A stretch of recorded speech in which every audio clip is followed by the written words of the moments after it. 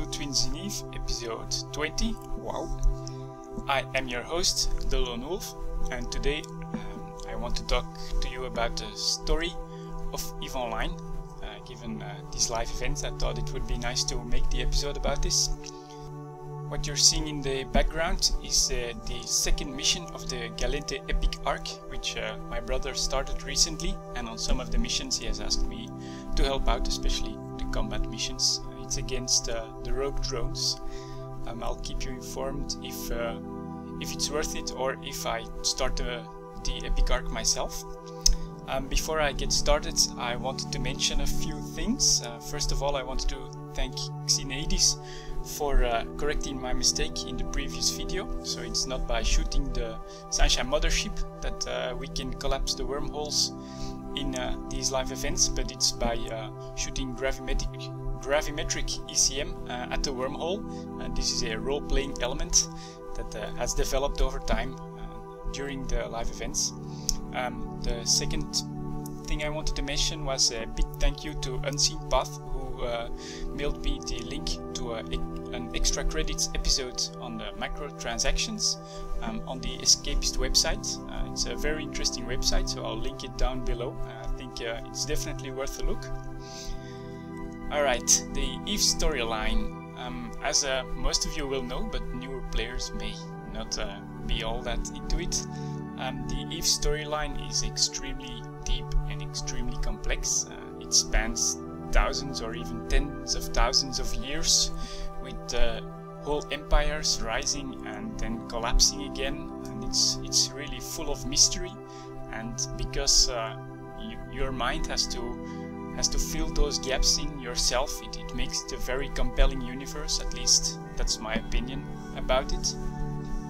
One of the major differences I feel between the EVE storyline and the EVE game itself is that the story is actually a lot darker than the game. I think if you look at some of the pictures that we get from the art department, it's a lot more grim than what we see in the game. And also if you read the EVE Chronicles on the EVE Online website, these are tell of a very dark universe in my opinion, which I find extremely cool.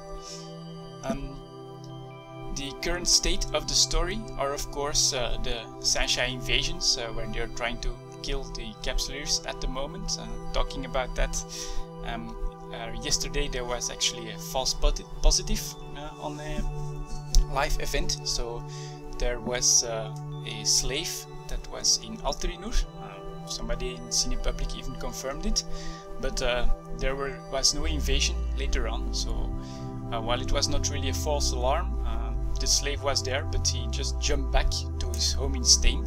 So if you ever notice that people are talking about somebody in local there, a good idea is always to run a locator agent on the slave himself. And this is actually, somebody did this, and it is what helped us decide that there was not going to be an invasion, so everybody could go back to doing whatever it is they were doing.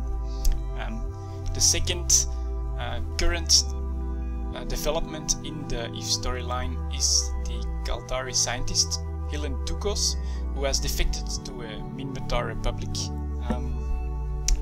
This has spawned quite a lot of story in the game and on the forums. First of all, a lot of Kaldari pilots are very angry with Hilen Tukos, so there have been demands to boycott the Minmatar corporation that he has joined, and someone has put a bounty on his head. So, you know, this is the angry part of the story. On the other hand, Hilen Tukos started the Arek Jalan, I'm not sure how to say it, but the Arek Jalan Communications Network, which is at this point a mailing list and an in-game channel, with the aim to provide a central place of discussion and of gathering information about the Sleepers, the Talokan history, which is an ancient race in EVE Online, and wormhole exploration. Just to give you guys a bit of an idea how involved EVE players can get into this, Hillen Tukos made up a list of all wormhole items that he wanted one unit of to start off his research, and in less than 1 day 2 people gathered all these items and contracted them to him. I'm sure that whoever is behind it expected it to take a bit longer. On top of that, there have already been over 1 billion ISK in liquidity that has been made available to this this endeavor that Hillen Tukos has started. So we're talking about a lot of players that involve themselves in this story and are willing to put a lot of effort and a lot of their hard-earned ISK into this. I think that's really very cool. You know, I'm just keeping an eye on it for now myself, but if I can get involved, perhaps by making some videos, I will definitely try that. Now, the idea of this is not so much to advance the storyline, but considering that Hillen Tukos is a scientist active in the field of neurology, personally I am expecting a little bit that this could tie into the Dust storyline that is developing in the Chronicles there. So it's definitely that in my opinion the Eve storyline is very broad, very complex, but it's also ever evolving, and not just because CCP decides it's going one way or another, but because of the player actions and because player decisions actually help to shape this story.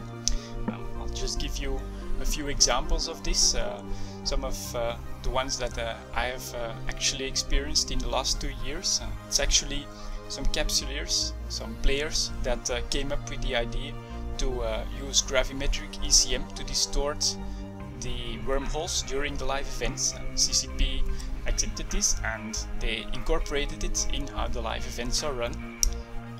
There was one pilot who wanted to try to self-destruct his freighter on one of the wormholes at the live events. Of course this didn't do anything, but CCP thought it was very cool, so they had Concord give him a new freighter with special explosives, and during another live event he self-destructed the freighter again, collapsing the wormhole.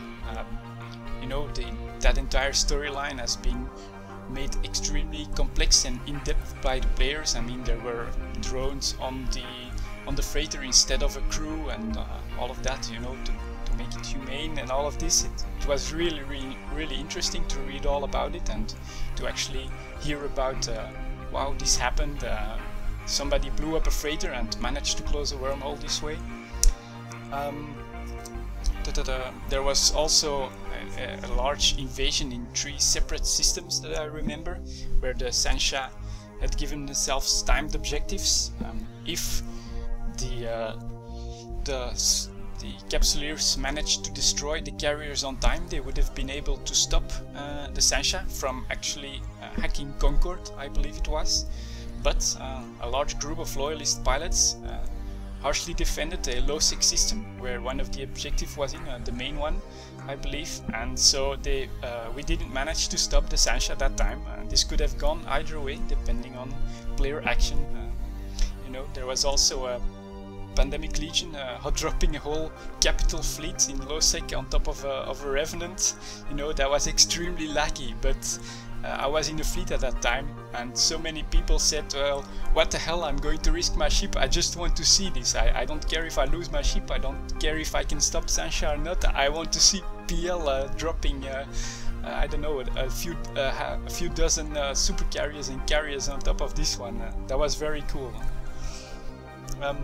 So yes, this is one of my favorite aspects of EVE Online, and well, I hope that this video can help people to understand this part of EVE a little more. It can be very overwhelming for new players, but you know, like me, just stick with it, read it at your own pace, and I'm sure you can get into it as well.